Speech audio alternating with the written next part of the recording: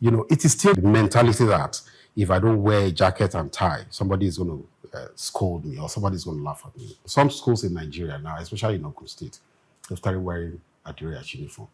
And yes, Ogun State, I give that to Ogun State because that's more like the headquarter of Adire and Batik. They've started, you know, mandating civil servants to dress down and be in Adire at least once a week. So we're getting there. And the explosion of numerous designers now, you know, recreating these wares using African fabric is making it more fantastic to embrace.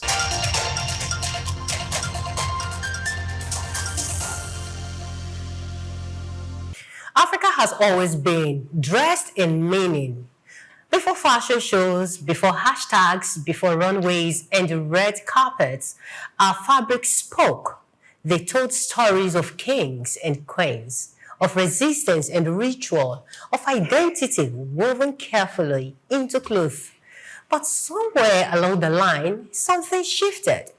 African fashion became visible yet familiar, popular yet predictable. The world began to see our prints, but not always our imagination.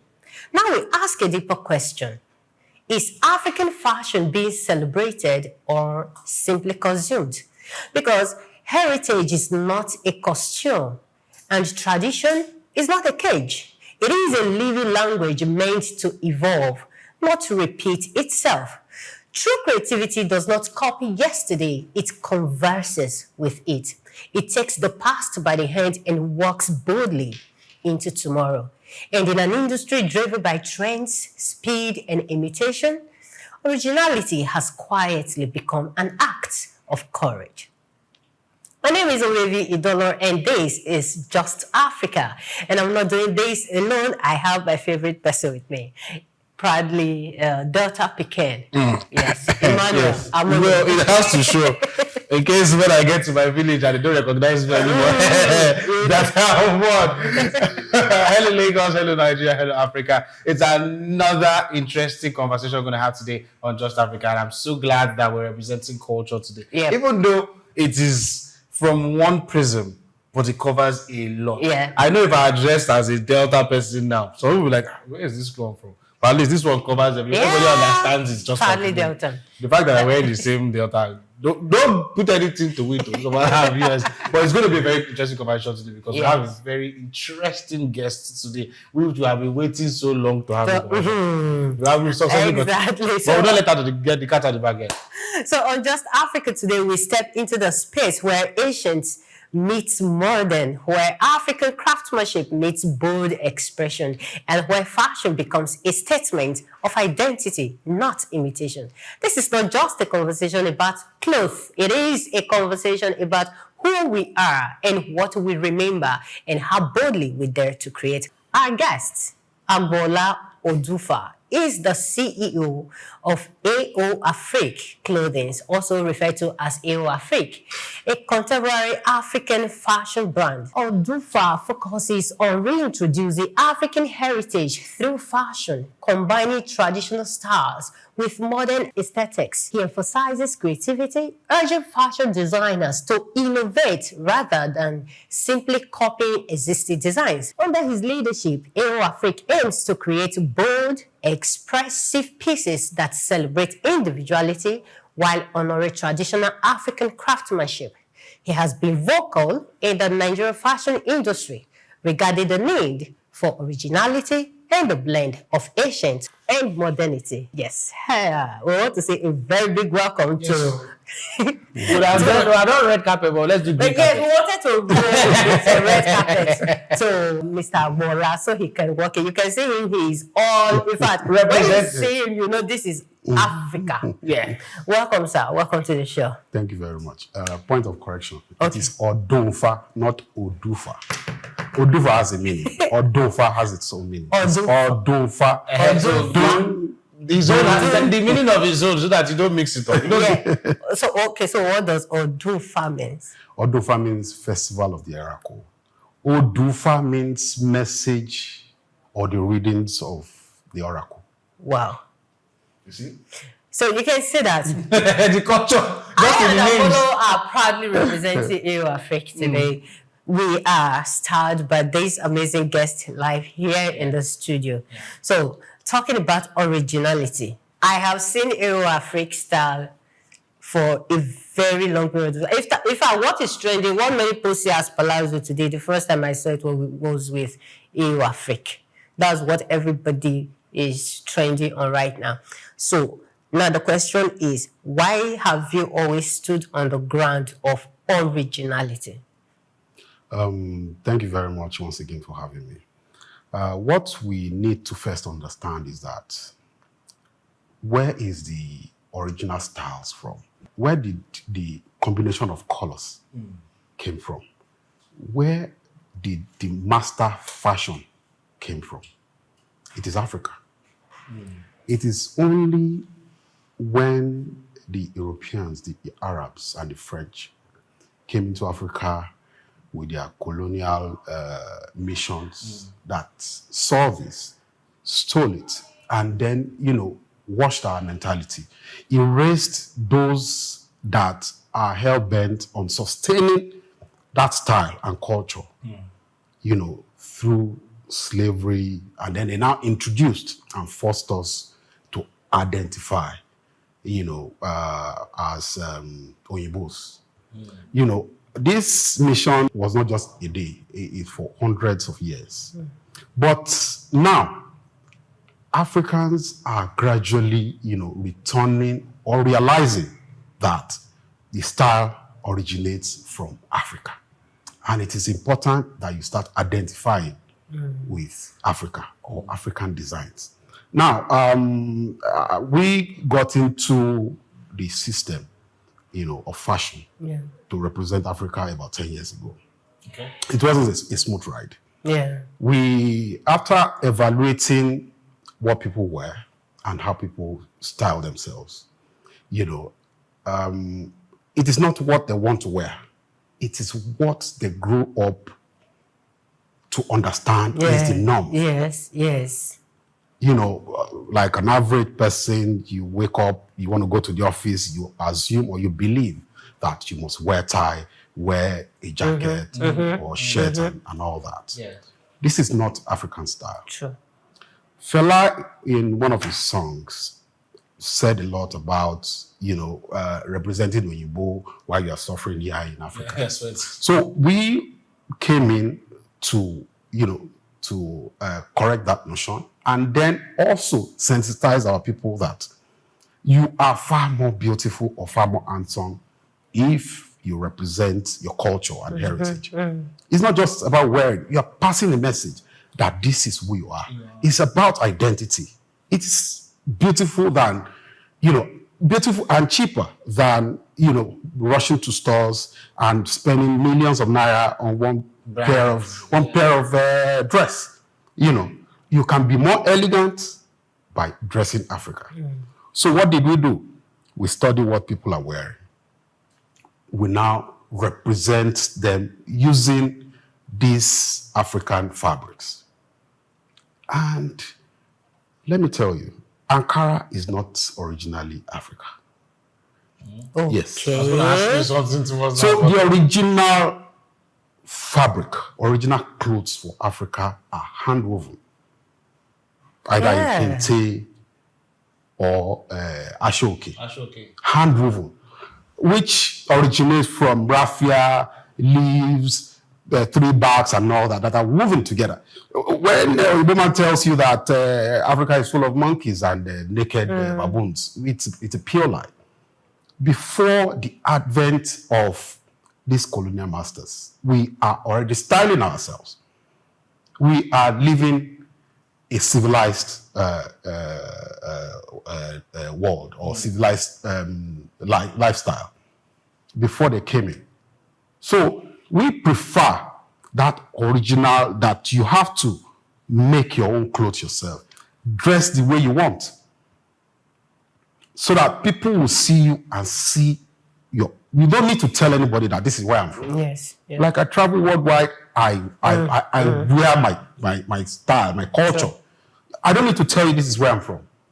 And I don't care how you feel See. about it. And besides, I have traveled worldwide. The accolades, the appreciation has been very, very encouraging. Wow. So when we started, and we told people that now you need to wear ashoke.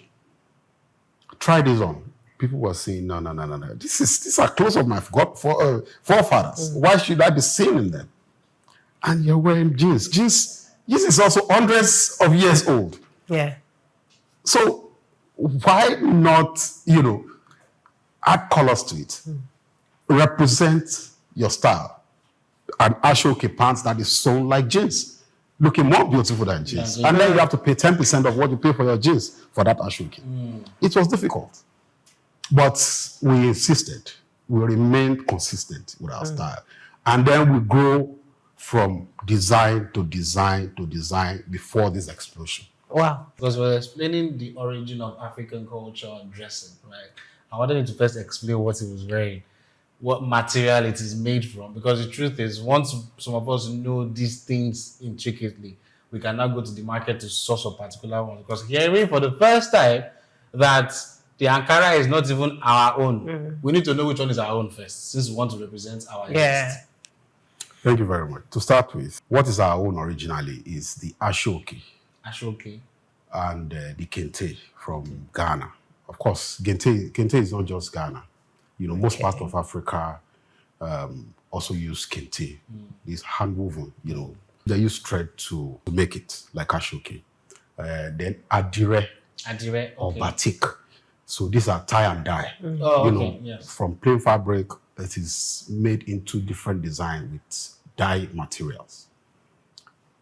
And every adire carries a message, depending on what message or what the event is. That is what it used to be originally. Okay, it used to be. Yes. Okay. Even now, there are some people that can still read adire. Oh. Yes. Is it the print on print, it? Okay. There are messages embedded in it. Wow. So these have also been transferred into new Ankara designs, like the tribal ones. Yeah. You see, different patterns, different African mask, African design, like what you see in the walls of Egypt's tomb. Yeah. There are messages, embedded in this material, just like hand-woven material. So hand-woven material, over time became, for the rich, the popular, and the wealthy. A man can just call a weaver that I have a chieftaincy title to receive, or my daughter is getting married, or I'm becoming a king. Design something for me. So it is the weaver that studies the lifestyle of this customer and then makes something solely for that event. So there is a message conveyed in these designs. Wow. Is there a school for this? We studied it. So where did Ankara originate from? It's French. Okay. Ankara is French. Yes. Ankara is introduced into Nigeria, into Africa by the French. It is when they copied our designs and they took it like from our adire and all that. So they took it and used it to create something. Yes. And then bring it, so the back. Sell it back. Now, we have seen that many Africans don't like wearing African print, like the adire and there was another one. Not even the ashoke, simply because they tell you that it easily fades off.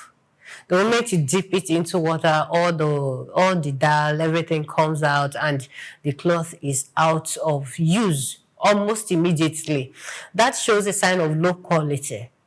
What can we do to ensure that our products are of high quality?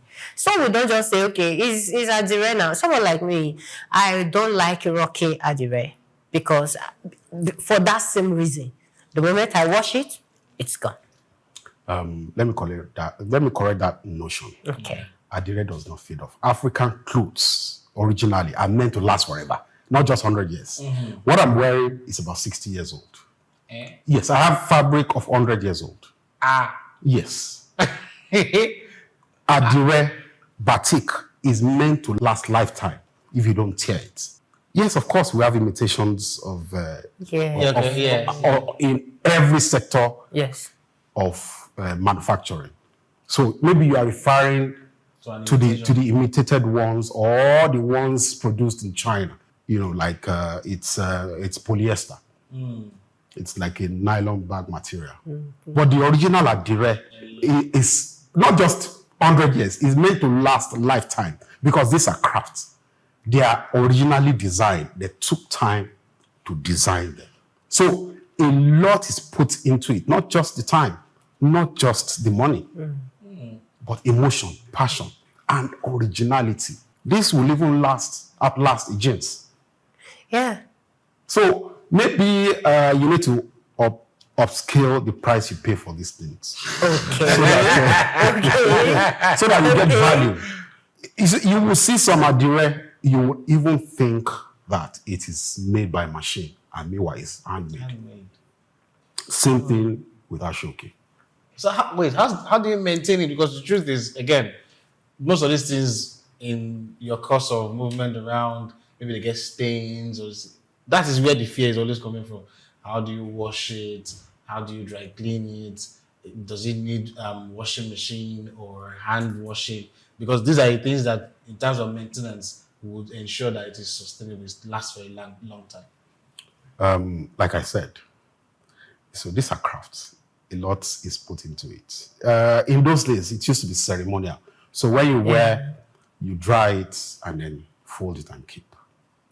The next time you want to wear it, you probably take it to the people that we call Ololu.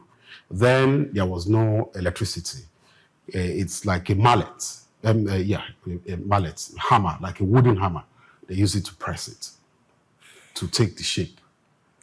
But now that is now everyday clothing that is being accepted, you can wash it anyhow you want.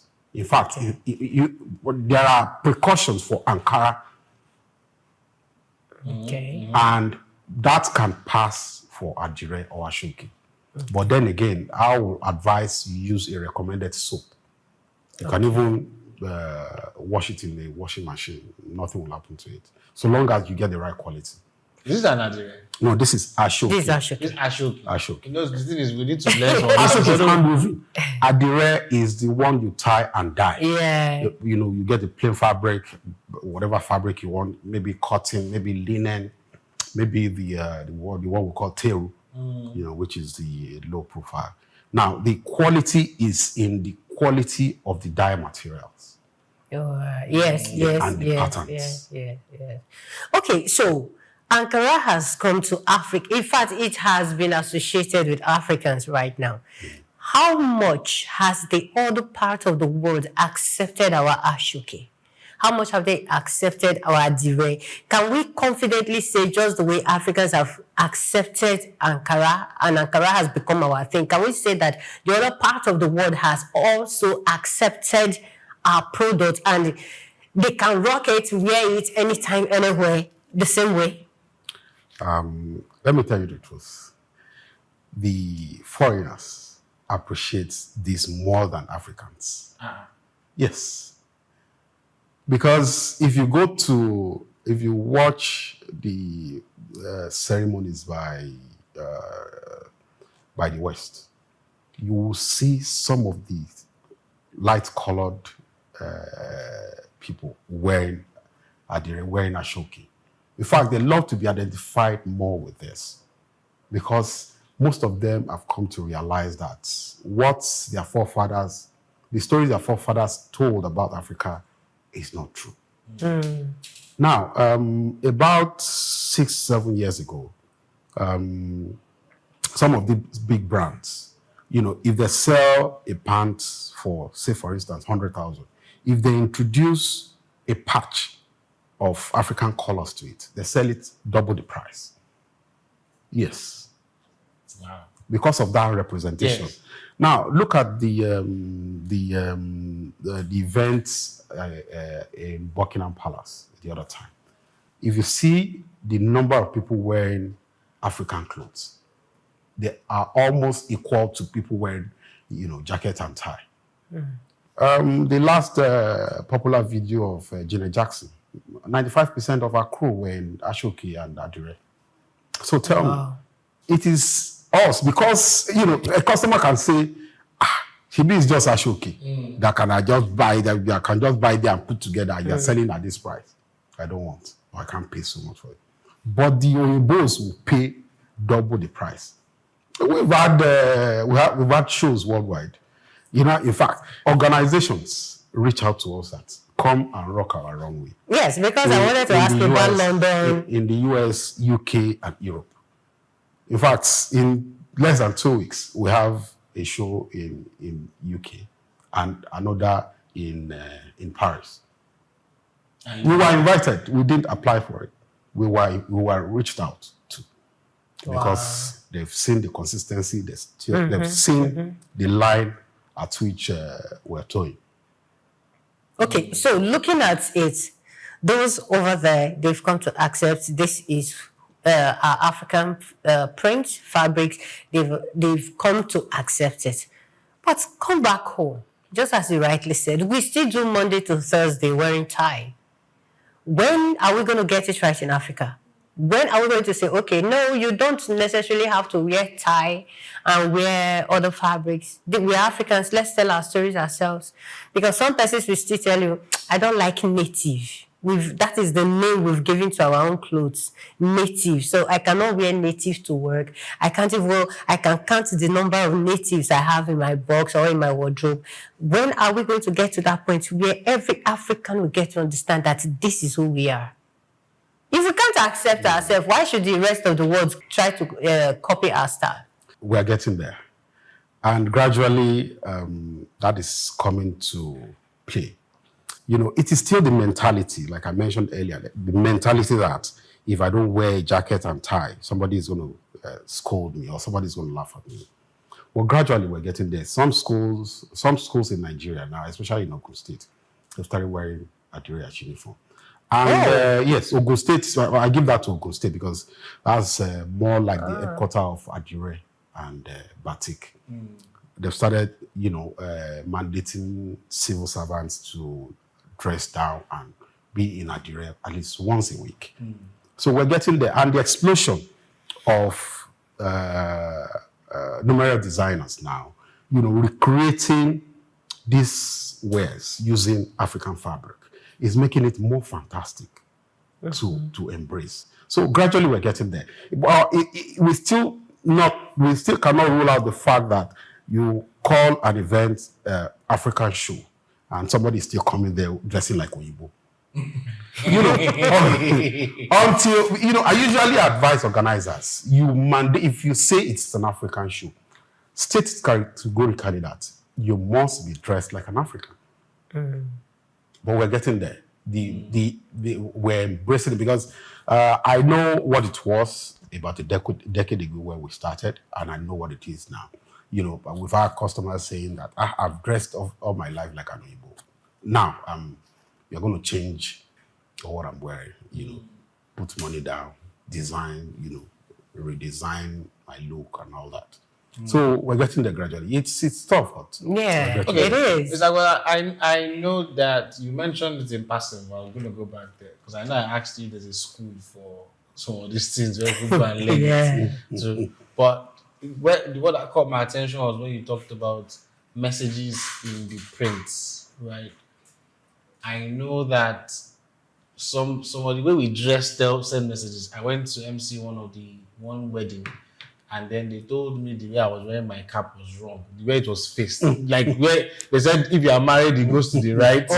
When you are single, it goes to the I learned it from the elders in the room. So even what you are wearing sends a message, right? So those messages ingrained in them, are there schools where they teach it? So that when we dress, we don't just dress, it's not the costume itself, we're trying to send a message. Are there places where you go learn this thing? You see, there's a lot that is involved in fashion designing. There is school to learn the basic, how to sketch a pattern, how to design, or how to look at somebody and say, this is what will look good on you. And how to sew. That's another category on its own. So the art part of it is looking at creating what to put together to make it a design that is fit for a particular occasion or a particular set of people or a particular age group.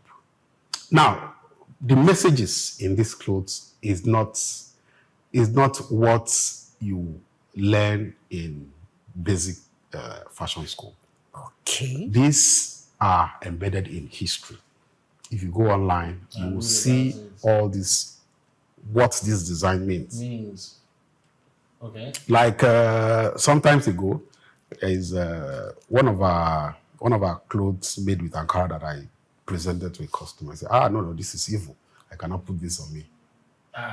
You understand? And there is no message that's message of evil. So because of that customer, I now had to go and study what it means. I went back to that customer, showed her and all that before she accepts. So people believe all these inscriptions because it is the mentality of average human being that if you are not a Christian, if you are not a Muslim, you are evil. True. You understand? And these messages are ancestral, tied to customs and tradition, and they are blessings, not evil. None of them is evil, but they are different messages. Are there messages in your own print? Because I've seen you do a lot, right? Because again, I mean, this T-shirt, obviously everybody knows Delta is an oil producing state, so I can understand why it's. So I'll come back. I'll come back to how we arrive at. T-shirt. Okay. So this is just telling you that I'm a Yoruba man. It's a complete message. I'm a Yoruba man. And a Nigerian, because this particular fabric is for the Ebira in Kogi State. This patch on top of it. Okay. And yes. Okay. So this can also be aligned with Ghanaians because it has messages of Kente and also Igbo in it. Wow. And this is Western Nigeria. So Did you get it? I did because again that part of the Kogi one actually caught me. Yes. This is a traditional Kogi. They have about 5 or 6 different color combinations. In Kogi there. And we have TV that is being represented by colors. I think their own is black and white. We have Idoma, which is red and black. There's red and black. Yes. There's yellow and black. Yes. So all this we create to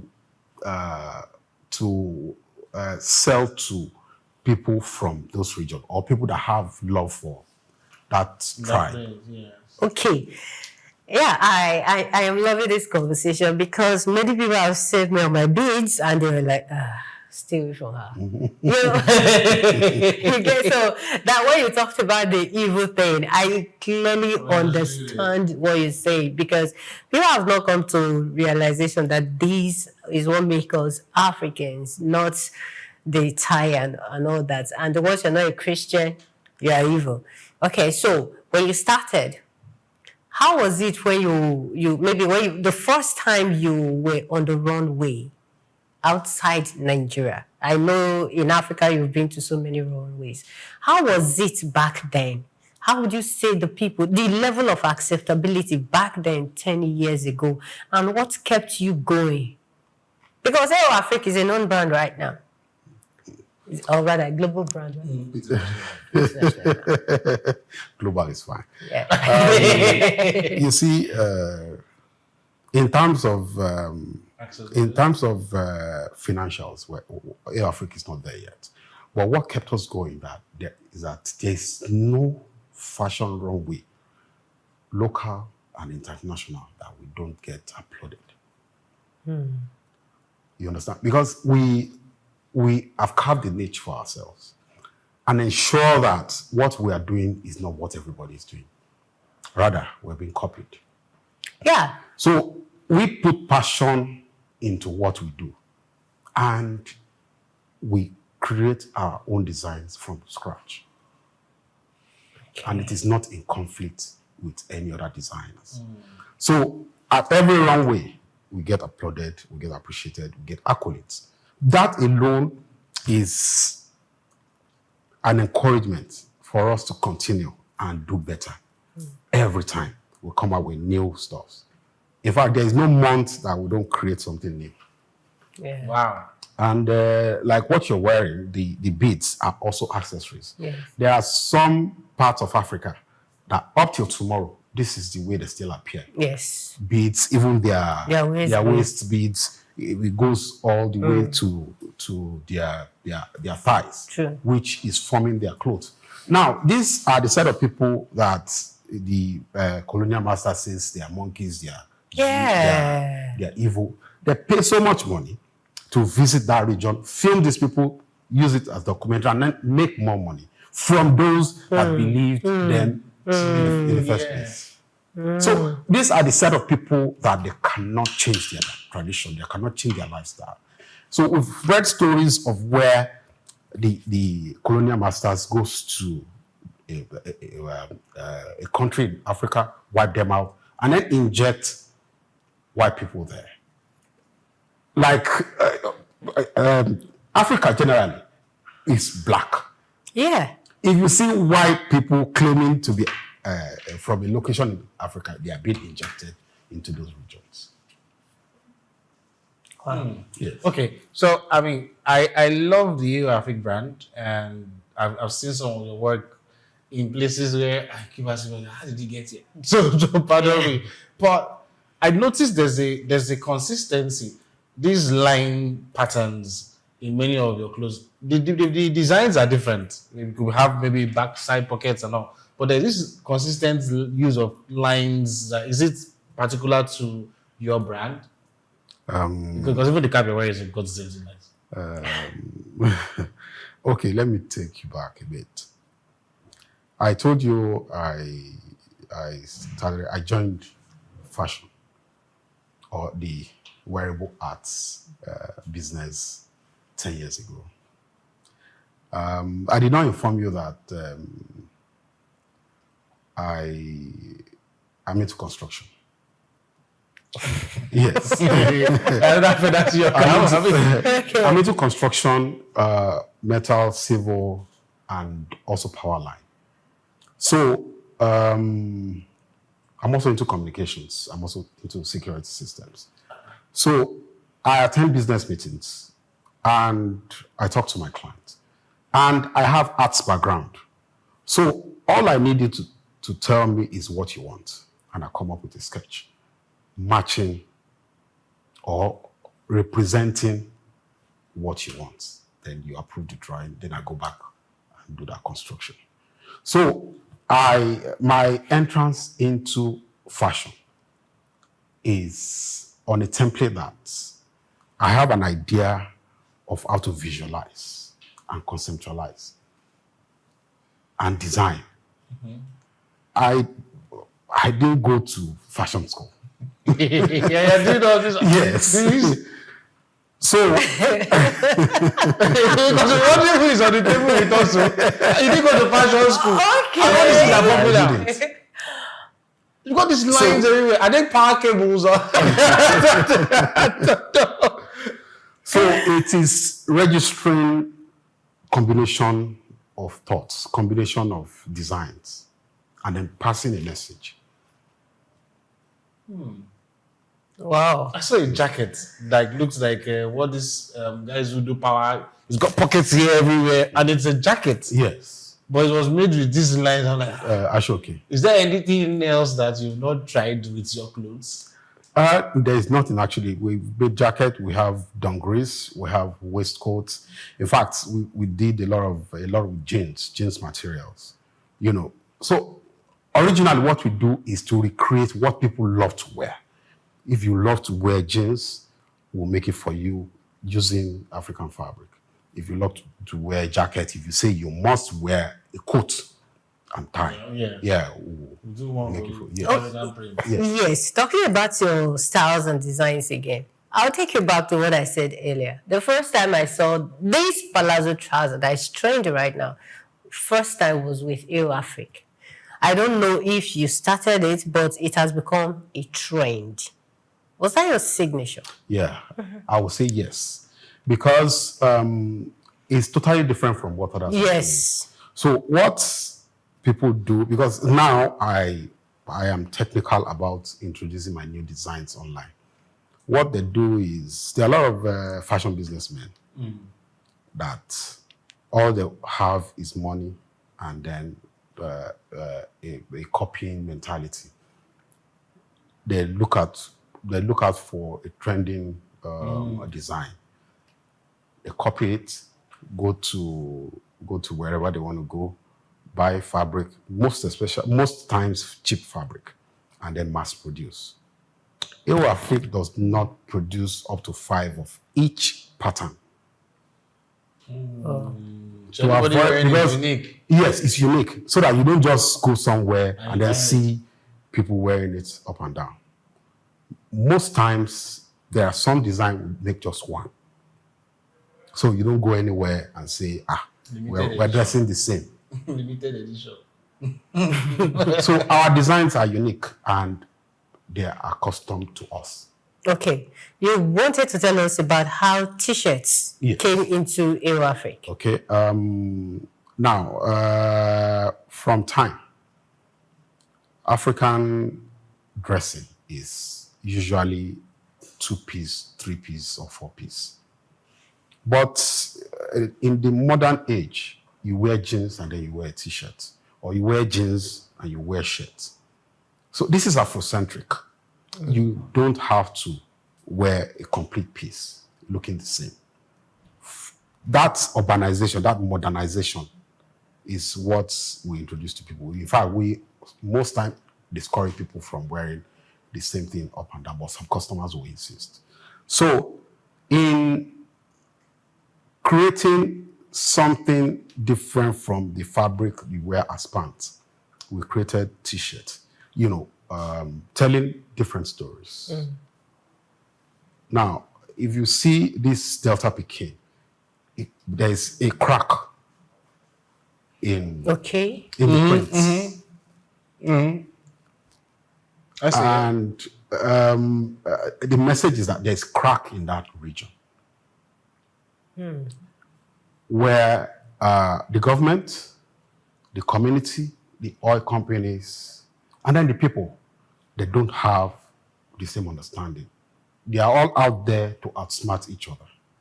So this is what is causing war in that region. The government will say we are fighting for the people. There's no infrastructure. The militants will say we are fighting for ourselves, we are fighting for the people. They are getting rich. The people are still poor.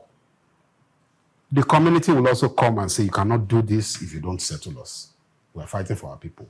And the people remains poor. And the oil companies are there to explore. And the detriment of the people. They are the detriment of the people. So there's a crack. So these are the messages we put in our tops, our T-shirts, that complement our pants. Okay. And we've created a series of designs. We have Lagos, we have Port Harcourt, we have Warri, we have Ijaw, we have Ibadan. We have all sorts. Just to complement, because there are some people that want it simple. I just want my pant and want a plain tee to go with it. Okay. So it is just complementing the message we're passing across. Wow. Okay. If Africans need to begin to sell their products, right? They need to begin to identify. Yeah, that was the question I was going to ask. You sell your identity. Others will want to identify with you. If you point your house with the left hand, of course, people, they will rubbish you. But if you sell your identity and identify with your identity, people will be glad to buy into it. Sorry to cut you. I've had a situation whereby we are at an exhibition and the customer insists that she wants the pants I'm wearing. Yes, she even offered to pay extra. I had to remove the pants. Yes. No jokes. The one you were wearing. Yes, that particular design. Like I told you, we don't produce too much of particular pattern. She insisted. So she's practically stripped me naked. With my pants. And that happens a lot. Wow. Yes. So, okay, I know that young people looking up to people like yourself. Do you mentor younger people? Yes, I mentor. I don't just mentor, I support, and I also empower. Depending on the attitude or the acceptance of that mentee. Okay. So there's a lot to gain.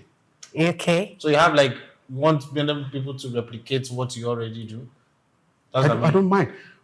Look, this building, let's assume we have 200 people in this building. And I sell the best. And I'm not even expensive. If I say 200, maybe 50 will patronize me. Okay. Mm-hmm. And I won't go against 5 or 10 other people doing the same business. Because who will patronize you will, of course, patronize you. Who will patronize me will patronize me. You see, I can die tomorrow. So what happens to the craft? What happens to the craft? What happens to the mentality? What happens to the knowledge? If it dies with you, what did you gain? What did you gain? You gain nothing. So, in fact, I design for people. Okay. I write for people. I say, look, go and use this. Yeah, you said you empower people. Right here, this side of the world, when you use the word empower, people often think of there's money giving them. It's not just that. Okay. When you empower, you mentor somebody to do a particular business. And you support the person with at least the first set of products or first set of material to produce this product. And subsequently, the person become independent. You may want to step ahead to I've given machines out, sewing machine. Oh, okay. I've given fabric out. Oh. Yes. That's beautiful. Is this fashion thing a profitable business? That's where I'm actually going to. If you're consistent. If there are some customers, some buyers, some consumers, they don't rush to patronize any brand. They study your consistency. They study your attitude towards your business. And they study your finishing. And when they come at you, they plug in permanently. So it is your packaging, it is your consistency, it is what you put into what you do that sells you. Like I said, we are a global brand. We may not be as rich as we're supposed to be. Yeah, we're supposed to be in the highbrow areas, displaying our products and selling them. Then it becomes unaffordable to some set of people that we want to identify with. Okay. Not that we won't go there, we will still go there. But what I'm saying is that what we have done over the years is selling the brand on its own, naturally. And there is nowhere we go worldwide that we're not accepted. The worst case scenario is that, no, we cannot buy this now or it's too expensive. But this is very good. I like what you're doing. They even give us ideas. And feedbacks is what I don't joke with. That feedback, even if a customer criticizes you, you go back to your workshop and implement that thing. Okay. I've had a customer who liked our product. So I packed everything in my vehicle. I drove straight to his house. This man rubbished me. I was going to ask. That was the next question I was going to even ask. My money, my fuel, my expectation. But that lesson is a turnaround. In fact, He went and brought one pant, though cheap material, but perfect cut. He said, if you want to do something, think of other people that would not, the sizing, the this. Look at what these people did. That was a turning point for me. In fact, I even told the man that I've made corrections. I sent him picture. He said, that disappointment he doesn't want again. But that was a spinner for me. That was going to lead me to my next question. Yes. Because in business... Feedback, if you complain anything, yes, I evaluate it and I implement it. Wow. If it's a good criticism. And if you complain, if you don't buy, I appreciate it. Yeah. Because you have said your mind. Okay. Wow, that's really So it was around that same time. Because look, everybody talks about the pluses in their businesses. Talk about the downside. Because the truth is, that's what makes you a CEO. That's what my guy always says. That's what makes you a CEO. Tell us the downside. So that somebody can learn, perhaps avoid that same pitfall, or at least know how to wade through it whenever it comes in their business. Technically, before you go into any business, rule out, don't go with intention to make money at first. First, you must grow the passion to do that business. Passion comes first. If you chase profits, you may not last the test of time. Because how do you pay about $500,000 to go on a show, on a fashion show, and you can't even make 100,000 or 50,000? You must let that passion drive you. Make the customers comfortable enough to criticize, to look at your design and criticize. That's why some experts say it is not good to start a business with loan. Yeah. Yes, and it is also not good to allow your overhead to be more than your profit. The profit will come. Just allow that passion to drive you. Yeah. When customers come and price you and the price does not work, the customer will come back. Tell the customer, thank you. If you are criticized, appreciate them for criticizing you. Yeah. Okay. So I will ask about the all-white groove that happens every year.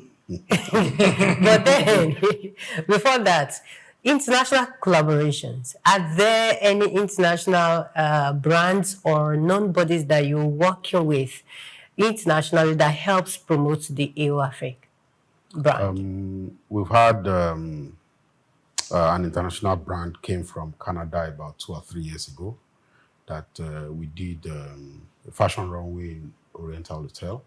We also have 1 or 2 international brands in the US that we are talking to that they want us to collaborate with the fashion show and also shelf our products. Okay. And late last year, we had one with a Ghanaian fashion show brand. We were at their runway and we're also discussing them selling for us. And the one coming now, there's an organization called the Creatives. Okay. So they've invited us for a fashion runway in the UK and in Paris. And we're also collaborating with a fashion brand, a young fashion brand that we're mentoring in the UK. So I'm collaborating with them for the 2 shows. Okay, so when you do these collaborations, do they tend to take over the show? Like, was there at any point they try to tone you down, not making sure your brand does not overshadow your own brands because you are African? Has that ever happened at any point in time? Like I said, let that passion drive you on. Is it by so doing? No, jokes apart. Do you know how much? Say, for instance, you are not known. How much you have to pay for your name to feature for 1 second? Wow. on a global brand. You're not seeing somebody that says, come and showcase. And they'll say, Aoafriq, and even if my logo appears. Okay. I tell you what, I collaborated with Culturati about 5 years ago, or 6 years ago. They had young models that they are mentoring. So I was there to mentor them, educate them, sensitize them on, building your own brand. I also supported with some of our products. You know what they did? They put us on every of their billboard. That alone, I cannot buy with 1 billionaire. Every billboard. And the publicity at that time was massive. Wow. I even made the 100 most influential. The list. That alone, I cannot buy. Even if I have the money, they may not take it from me. Yeah. It is because of what I have offered. They've seen that value. The value. So they are now paying me back. Wow. That I still celebrate till tomorrow. Yes, it's a success. Once you are able to earn that mention, for me, it's okay. It's not the money. The money will come. I know the money will come. Yeah. I've had people call me. I was introduced to you by Susu. I can't even remember who that person is. Yes, sir. Welcome, sir. You understand? Yeah, we have everything you want. That is selling for me. You don't have to be greedy. It will come. So long as your name appears, that goes a long way.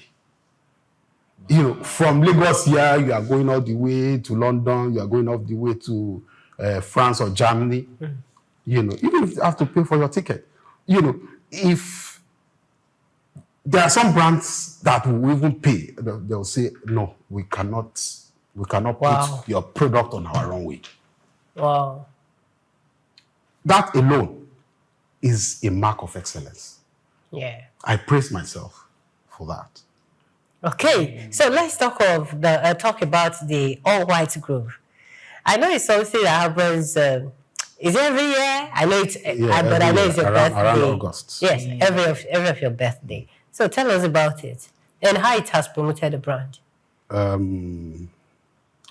think sometimes around 2015 or 2016. I think 2014 or 2015.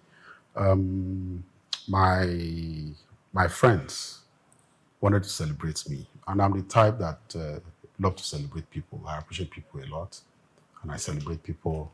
And when you see me at your parties, then I alone, once they know I am coming to that event, people will turn up because they know I will be there. And when I get there, the party is just starting. This is me, over a decade ago. And at that time, I was doing some project, rural electrification nationwide under Ministry of Power.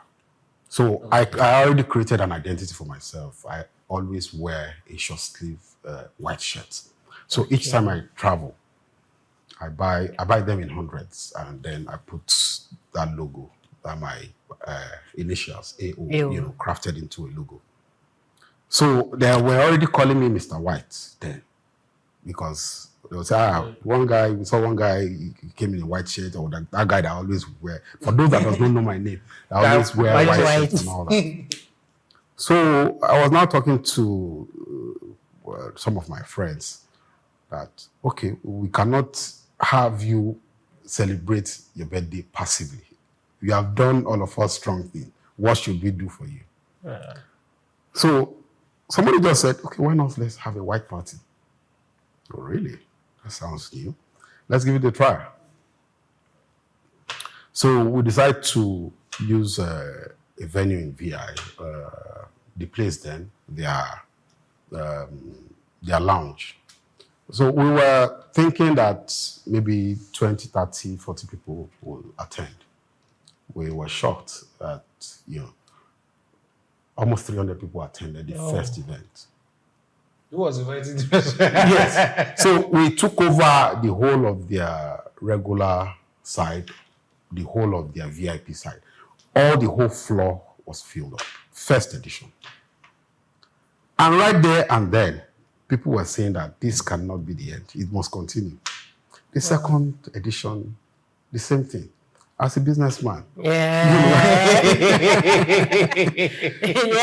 Yeah. It kicked in that we have to monetize this thing. We need to pass a message. So at that point, I was already, into fashion, gradually. I was already creating ready to wear and all that. I think the third edition, we decided to introduce fashion runway. Because how do you tell people that this is what you do? Yes. How do you showcase your designs to people? You have to catch in on the attendees. Yeah. So from there on, once the party starts, we have what we call white carpets, the regular red carpet, where we have cocktails and then we show them our designs. So in the party, we have runway. I think the last one we did, we also incorporated about 3 or 4 designers. Oh. Yeah. Wow. And There's another one this year, right? Yes, another one this year. We'll be there. Supreme was also present to cover the last one. Oh, Okay. Yes. Yeah, so we'll be there again. So looking forward, what's your advice for young people who want to come into this industry, into the fashion industry? What would you advise a young person watching right now? Especially Africans, and say, this business, there's a whole lot of money in it, or these are the kind of risk. What do you just have to tell them? Let me first generalize it. If you want to go into any business at all, put passion first. Don't say because Kehinde is doing a particular business and is successful, you as Taye want to do the same business. The drive can never be the same. Your passion, you must connect your passion to that business and ensure that it's something you can do over and over, even if money does not come. Ensure that you can be consistent. And for anything that is manufacturing like fashion brand, you don't have to copy anyone. You can improve on people's design. One, yes. It is allowed. Ensure that you are identified with your own design.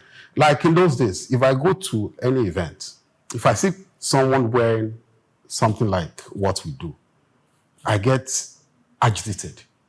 And before I became calm, most of the time, if I walk up to them, they'll say it is Aoafriq they got it from. But you know No, it is. Okay. Yes, it is. There's a pants we make. Nobody can perfect it.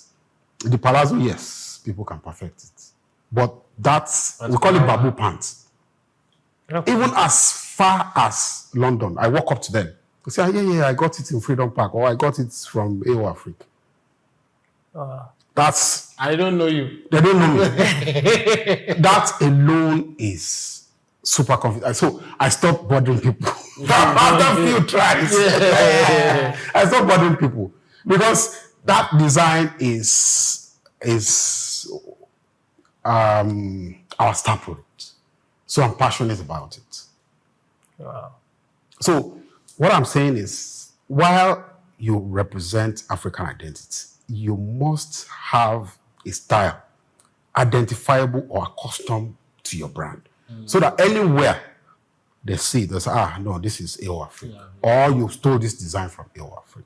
Okay. That's Yeah. what sells you, and you must remain consistent. Yeah. Wow. That's beautiful. Thank you so much. We want to say a very big thank you to you for coming on on the show, the Just Africa show, and of course, you represent it even more than we do. So you know that you are doing Just Africa. You are wearing trouser. Let's agree that she's wearing Ankara. Thank you. Don't worry. At least next time when we see, I'll be wearing. What did you call it again? No, not the pants. That pants one, the one that is unique to your. Okay, babu pants. The mapo pants. Is it mapo or papu? Babu pants. Babu. I'll wear babu pants. Yeah, okay. Is the transformation from Arabian pants, the combination of that design, Arabian pants, harem pants, or kembe, or jokolipa. That has a meaning too. Do you know? I don't know. Yes, something just came to my mind. Mentioning other countries now. Have you ever thought of using other countries' fabrics? Maybe something from Kenya or something North from Africa, like Egypt. You understand? Have you thought of using their fabrics to make a design? Okay. We use Ghana product a lot. For Kenya, we have tried to use their products, which we found here. I've been to Nairobi a few times. I'll be there next week again. Their products, which we find here, are too expensive. So if we buy them here, it may be too expensive for the customers. So we're going to explore their markets this time and use their product. Okay. There are beautiful, all parts of Africa have beautiful fabric accustomed to the culture and tradition. Creating something with that and then attaching a story to it will sell the product. Okay, so which means you are covering the whole of Africa. We're representing Africa. Yes, that's it. You're representing Africa. Once again, thank you very much for coming on the show. But before I let you go, there's something we have a culture here, something that is ours, is known with us. Really? So where are you from? Are you copying my style? But is that his island now? Yeah, I'm from Lagos Island. So you are in my territory. You are a native of Lagos. Yes, Lagos Island. Popo area. 3 streets away. You can walk to my family. Ancestral house. Yes. Did you hear that? It's at the backyard. In 10-15 minutes on foot, you get there. Okay. So what do you people speak originally, not the regular Yoruba that we speak? Look, the civilization of Nigeria as a whole. In fact, West Africa started from Lagos. Sorry, I'm digressing a bit. If you see the civilization of most countries worldwide, started from the waterlines. Yes. Because this is access point for Westerners. And they bring civilization. So civilization for most part of Africa starts here. Our original language is Yoruba. And our second language mostly is English. Okay. So true born of Lagos speaks Yoruba and speaks English. Okay. So what's your favorite meal as a true born Yoruba? For me, I'm not a food fan. No, jokes apart. My food is simple. Maybe eba, fish, rice, or coconut rice, or ewa going. I think that's okay. So these are things we grow up with. Yeah. I have allergies for a lot of food, so I'm picky. But for those ones, yeah. I get that. Yeah. Okay, so you're going to use Yoruba to talk to our fans that are watching now. That's why I say it's peculiar to Just Africa. So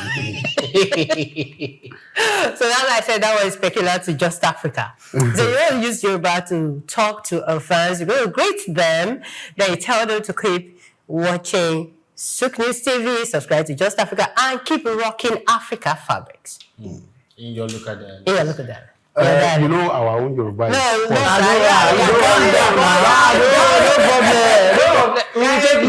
problem. I will. Yes. That God, you say your house is not so far. Oh, not expect there. Ẹ̀yin tèmi tí ẹ ń gbọ́ wa nílé lóko lórí ètò ìròyìn Souk tí iléeṣẹ́ wọn wà ní Lagos Island. Ẹ máa ní gbogbo ìgbà Suk, ìròyìn Suk ní kẹ́ máa gbọ́, kẹ́ dẹ̀ máa wo ètò Just Africa. Nítorí wípé wọ́n ń gbé àṣà Áfríkà lárugẹ. Wọ́n dẹ̀ fẹ́ kí gbogbo àwọn tí wọ́n wá láti Áfríkà ní gbogbo àgbáyé kí wọ́n máa jáde ní ìjáde ọmọlúàbí Áfríkà.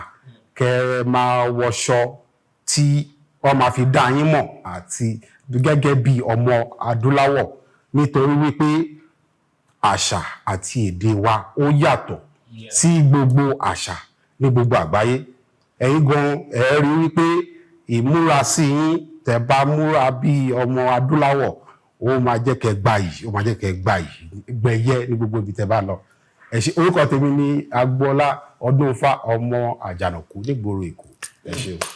No, eléyìí ṣé kí kúlẹ̀ fún yìí àbí.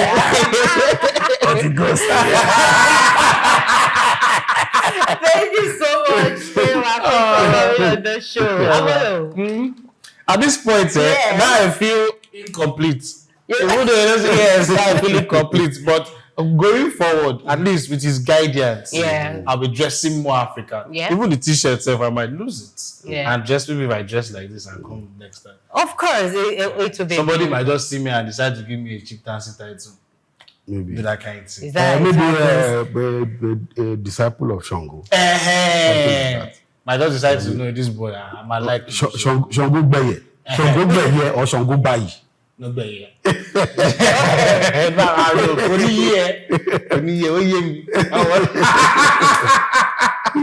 So today's conversation leaves us with a simple truth. African fashion cannot survive on echoes. Repetition may create noise, but only creativity builds legacy. Relevance is earned, not borrowed, and originality is the price of admission. Our history is not a museum to be copied, but a well to be drawn from. When designers return to it with courage, they do not repeat the past, they reimagine it, shaping something both rooted and revolutionary. So for this future to breathe, systems must rise with the creators. Governments and industry must protect ideas, fund creative learning, and treat craftsmanship not as art alone, but as economic infrastructure.